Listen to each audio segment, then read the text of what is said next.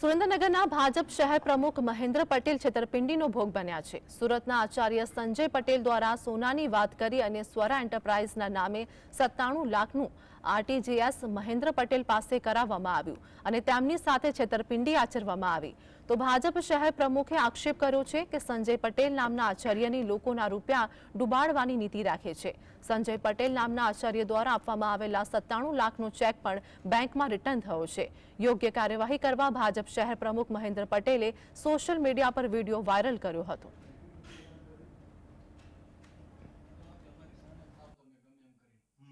Government નોકરી કરતો હોવા છતાં પણ જો આ પ્રકારનું એનો વર્તન હોય, આ પ્રકારનો એનો વ્યવહાર હોય અને લોકોના પૈસા ડૂબાડવાની જેની નીતિ છે, તો મારા પૈસા પણ 97 લાખ રૂપિયા મારો ચેક રિટર્ન થયો છે। મેં કોર્ટમાં કેસ પણ દાખલ કરી દીધો છે। તો ખરેખર આવા વ્યક્તિએથી તમામ લોકોએ ચેતવાની જરૂર છે અને કોર્ટ દ્વારા મને પણ મારું પેમેન્ટ પાછું મળી જાય એવી હું માન્ય કોર્ટને પણ વિનંતી કરું છું।